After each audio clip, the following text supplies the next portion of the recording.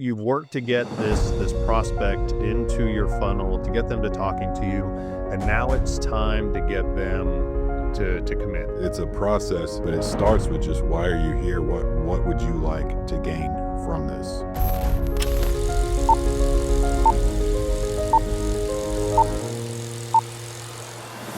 Hello, welcome to this episode of the Business Brains and BS podcast. Today we're going to talk about getting people to give you their money. That's right, we're talking about conversion rate. So you've worked really hard as a business owner, and this doesn't necessarily, I think, just apply to sales in the business world. I think we'll probably be able to put some real world applications to it as well. But you've worked to get this prospect into your funnel, to get them to talking to you, and now it's time to get them to commit to work with you. So that's really what the focus of today is going to be all about. Greg and I were just talking a little bit while we're on a break about a sales process, and I think that that's probably one of the most important things that a business owner needs to have when they get a lead coming through the door. So, Greg, if I came to you as a potential client, what kind of experience would I have to lead me to getting to say yes? How would you get me there? Well, the first thing I'm going to ask you is basically what brings you here. Like, what are you wanting to get out of this? People seek therapy for a million different reasons. So the first thing I was make sure I have an understanding of why you're here to begin with, what you want. From there, I'm gonna run through my head of who on our team is the best fit for what you want, and just in terms of their skill set and the things that they're good at, and then we're gonna think about logistics. Um, Everything from where you live to payer sources. Are you using insurance? Are you paying out of pocket? What can you afford? That kind of thing. Um, and then scheduling. You know, so it's a process, but it starts with just why are you here? What would you like to gain from this? That's the starting point. So how quickly do people tend to say, yes, I want to move forward? I mean, is it usually I meet you the first time and I move forward, or does it take them a little while to make a decision? Most people, by the time they call, are ready to move forward. Unless it's usually the more logistical stuff that's the barrier. They're ready to move forward, but then they find out we don't take their insurance, so they're ready to move forward. But I don't know, something like that. But usually by the time they call us, they're ready to do something. You know, so it's just making sure we can provide them what they're looking for, so that they stay with us. Because we're talking conversion rates. Getting them to one session, I mean, technically that is a conversion. We made money, but to me, that's not success necessarily. Um, we want to get them back the second time. Um, knowing that they got some benefit out of what they received. So, No, absolutely. I think that, and that's a great point you bring up. Is you do really have different conversion rates, right? You've got a conversion rate from getting from initial conversation to first session, from first session to second session, to the long term. And obviously, what you do is all about just like what I do, right? It's about the value that we provide to the other person, and as long as we're providing value, and they see the value that we're providing is greater than the expense, right, or the investment that they're making, they'll continue to move forward with us. And I think, I think it's important to note what you said. When they call, they're ready, right? They've pretty much decided, I need this. I'm going to move forward. So you're getting a very, very warm lead, and as people are thinking through their conversion process, they need to think about, okay, how warm is this individual that I'm getting, right? And you may actually have different streams or channels that are sending you leads. So you may have some people who are warmer than others. A lot of times for me, I'm starting off with a fairly cold lead, right? I meet somebody for a cup of coffee or something like that. We get to talking. I ask them some questions, learn about what they do, find out what their pain points are, and they kind of sit up and say, okay, do you think you could help me? Right. So this is a kind of a very cold lead that I'm slowly warming up. So I have a much longer sales process than what you're talking about. Right. So My sales process starts with offering a free business strategy session, right? So I'll take 2 hours, and you've been through this, so you know exactly what I'm talking about.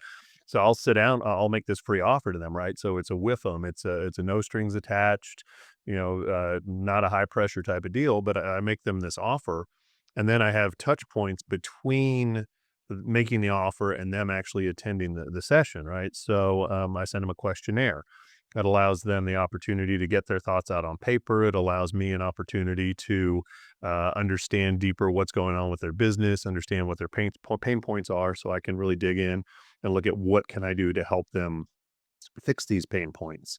Then I have multiple touch points with emails where I'm sending them, I'll send them an email with the questionnaire and a little bit of information. I'll send them another email follow up with video links to video testimonials from clients who I've worked with, and then I will schedule a call with them after I get their questionnaire to walk through that and talk about the pain points. So you see, I have to have way more touch points there, right? As I'm leading up to this business strategy session, and then it's interesting because as I'm sitting here thinking about it, I've got a spreadsheet I track all this on, and really I've got a conversion rate from people who said yes, I want to book a strategy session, but then I've got a conversion rate to people who actually showed up for the strategy session, right?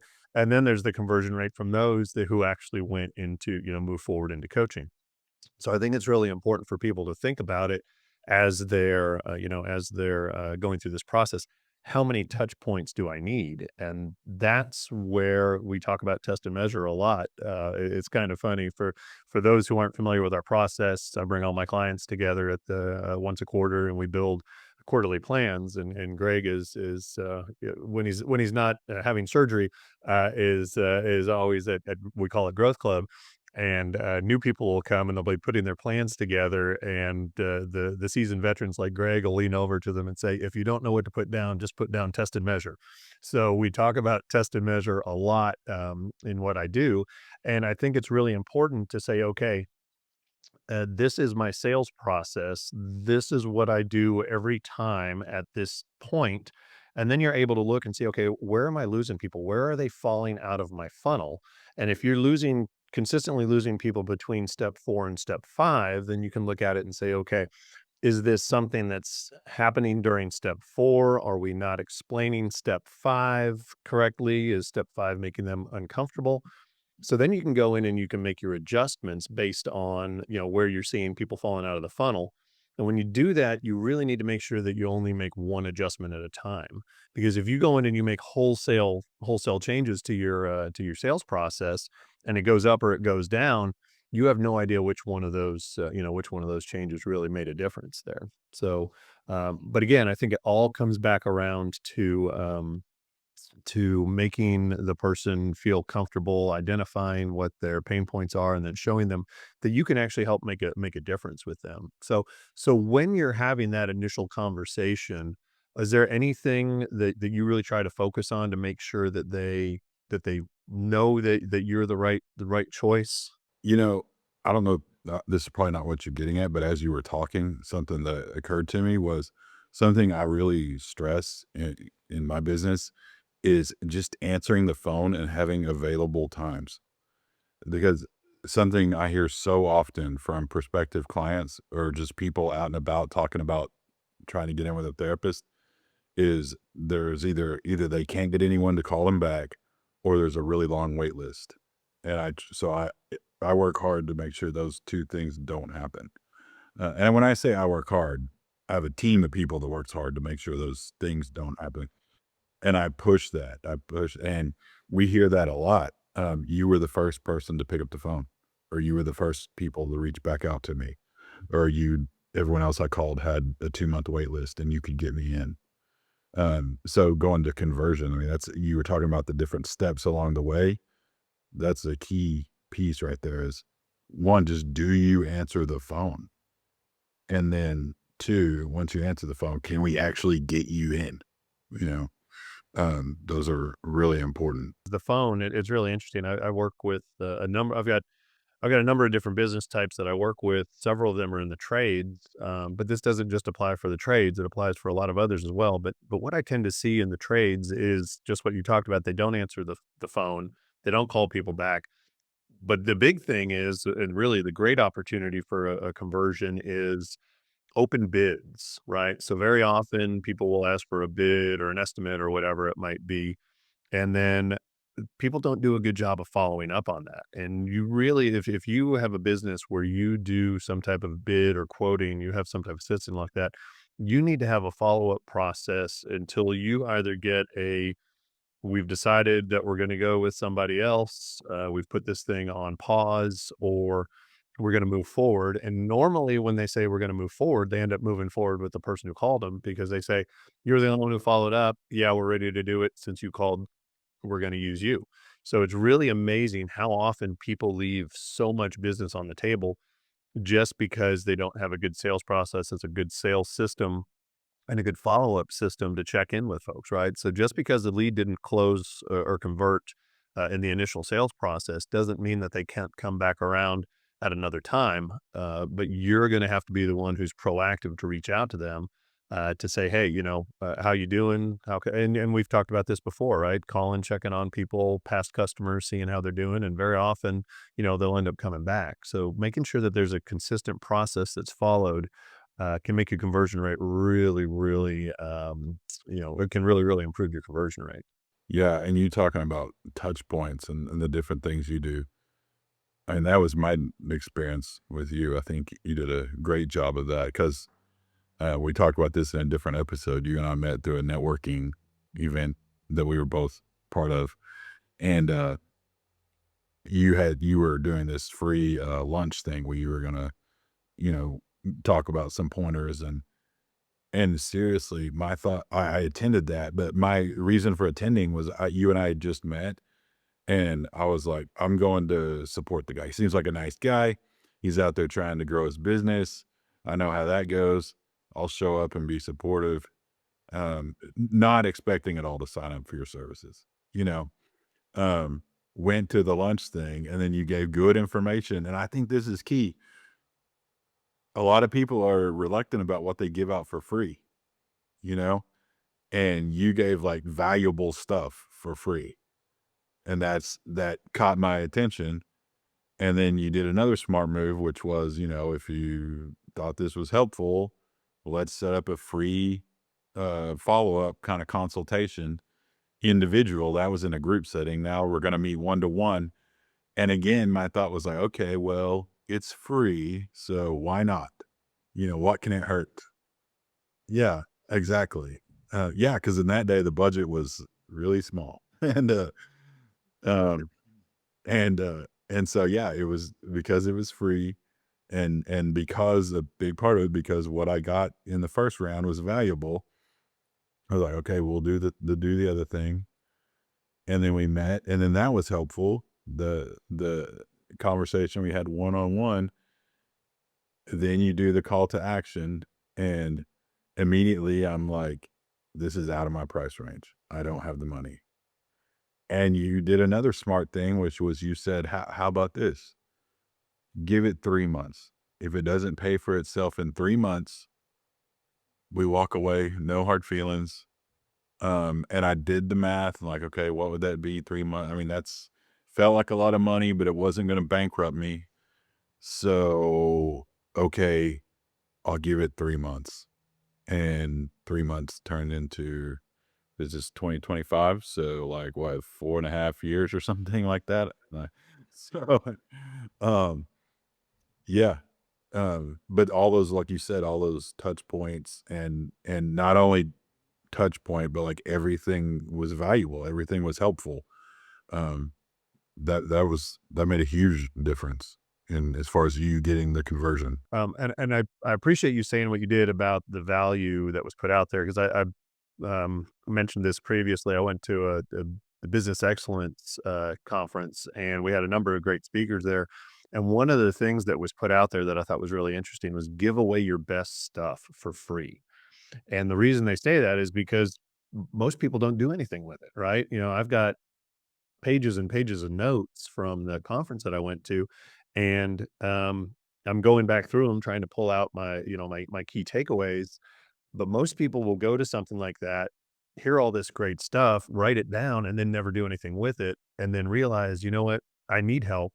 That person has this value, this content, this this great product that they can offer me.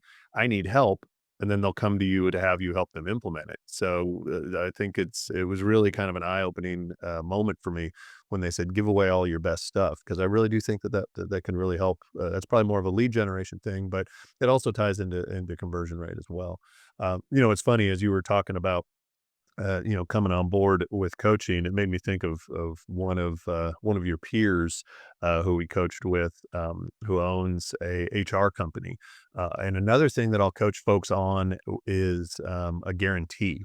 Right. And when I say guarantee, a lot of times people think it has to be a money back guarantee. And that absolutely is not the case. There are a lot of different things that you can come up with for a guarantee. In the workshop that I do, that Greg was talking about, we'll talk about, plumbers, right? So you think about what is it that people don't like about your industry, and then you kind of break it down and say, okay, what are things that we could do about it? So if we take plumbers for example, if you say, okay, these guys normally when you think about plumbers, they tend to show up late and they tend to leave a mess.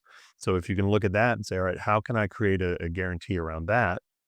You could say something like, we guarantee that we'll arrive within 30 minutes of our scheduled appointment time. If we don't, then your first 30 minutes is free. We guarantee that we will leave the area where we work as clean or cleaner than it was when we got here.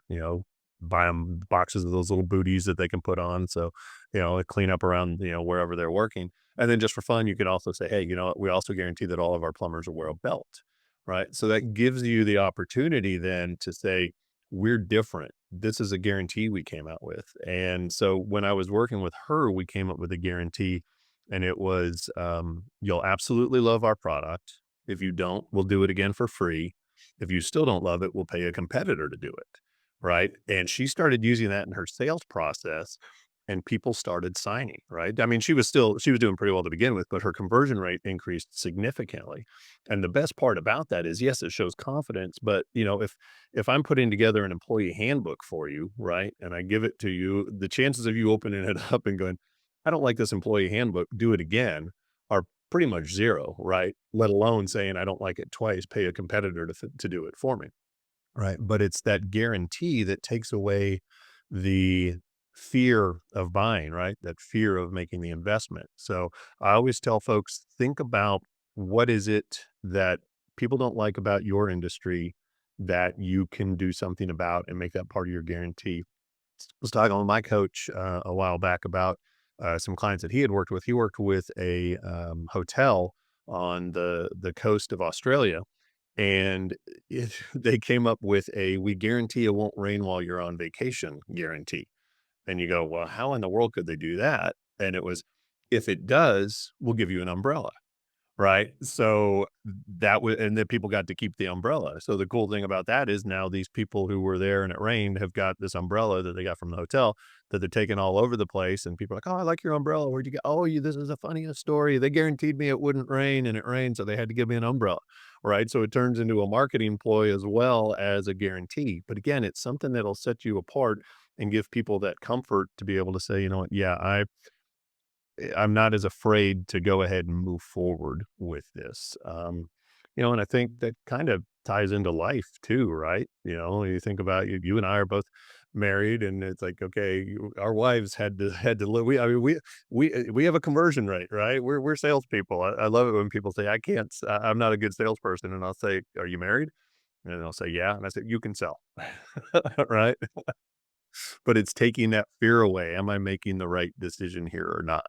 Something else that I think can really help people with their business as far as conversion rate is to define what's unique about them, right? Because so often when if you're just looking at the sea of HVAC companies or plumbers or whatever it is, it's like what makes you different?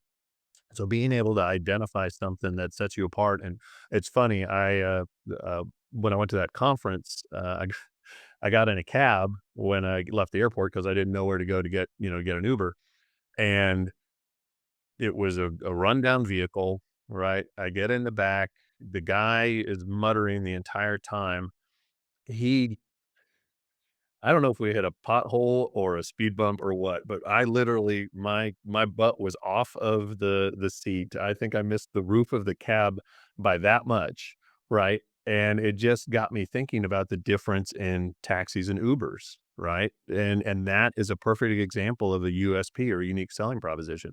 Because you think back to when we just had taxis, you'd call, you hope they showed up, you hope that the seatbelt in the back seat worked, you hope that it wasn't the back seat wasn't held together with duct tape, you hope that, the cab driver didn't, smoke. I mean, all these things, that went along with, rolling the dice to get a cab.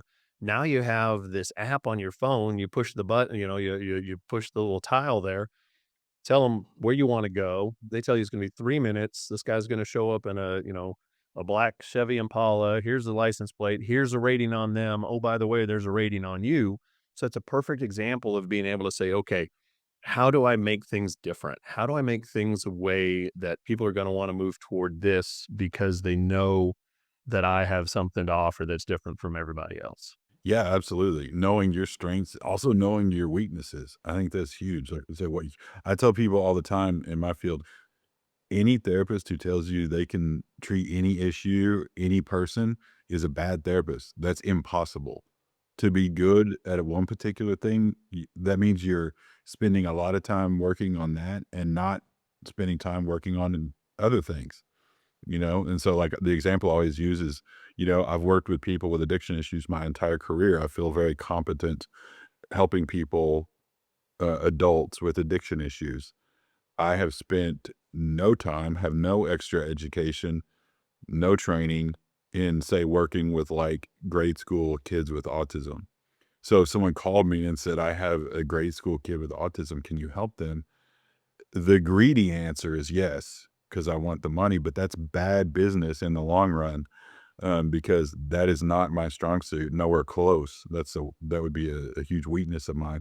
So the smart thing for me to do, and what I do is I say, I'm not the person you want for that, but let me recommend someone who could help you with that.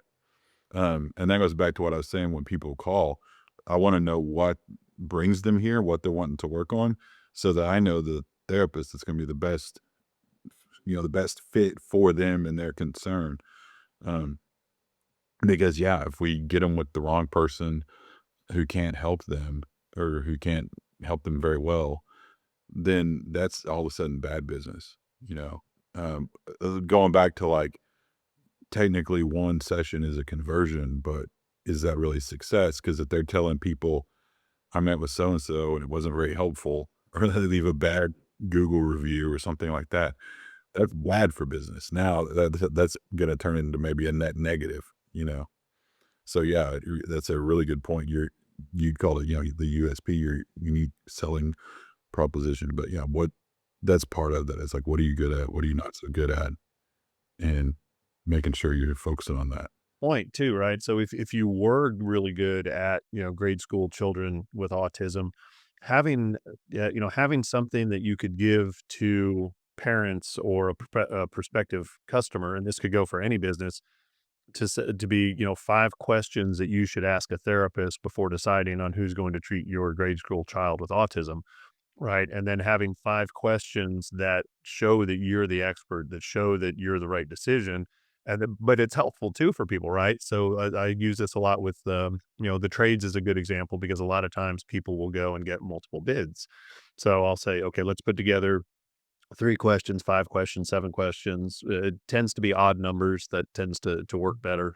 But, 5 questions you should ask before you hire before you hire somebody to install your air conditioner or whatever it is. And then think about, okay, well, what are 5 good questions that people really should ask, right? I would wanna know that the person was licensed and bonded and insured, because if they drop that air conditioner and it comes through the side of my wall, I don't want my homeowner's insurance to be paying for it, right?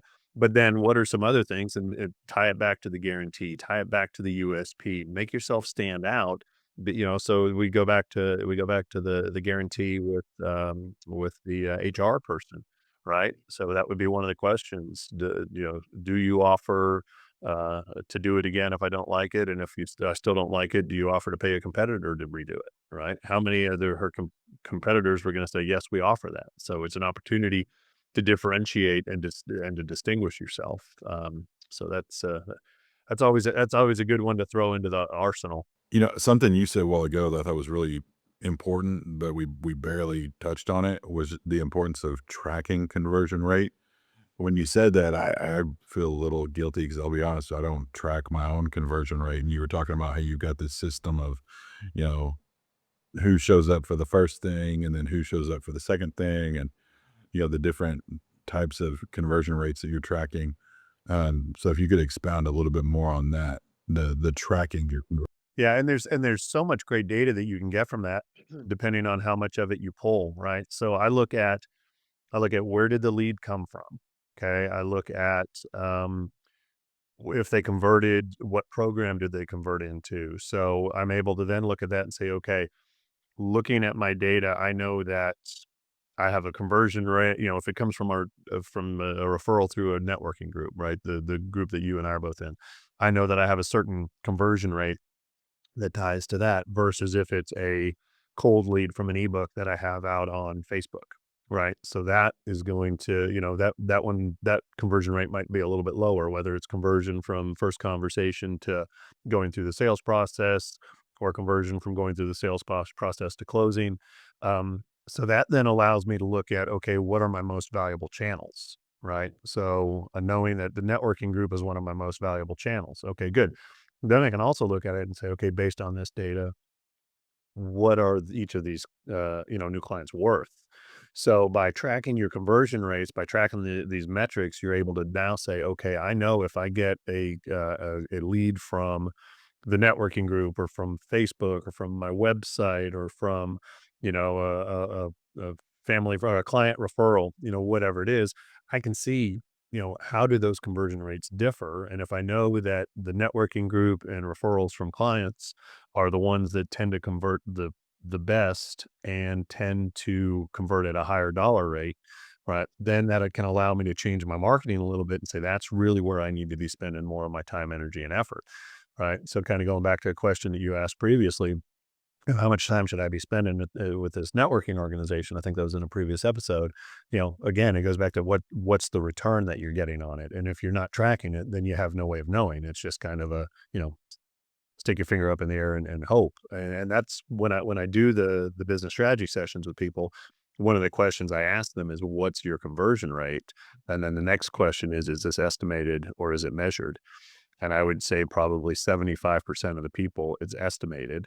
They usually estimate that they've got a 75% conversion rate, right? And then it's always funny when they find out that they don't have a 75% conversion rate and they're upset about it, right? Because it's not 75%. I'm happy about it because it's okay. We have plenty of things that we can do now to get you up closer to that 75%. And you've already built a great business without having a great conversion rate. Imagine what we can do when we get a good sales process in place, when we get a good guarantee in place, when we get a good USP in place, when we start testing and measuring and tracking this stuff.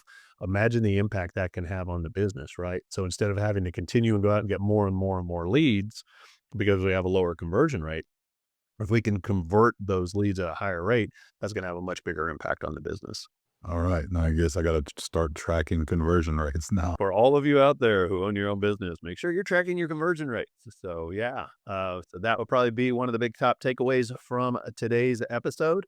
So thank you all for joining us today. If you like this, which I assume you did, since it's at the end of the podcast and you're still here, and you're watching us on YouTube, go ahead and click follow.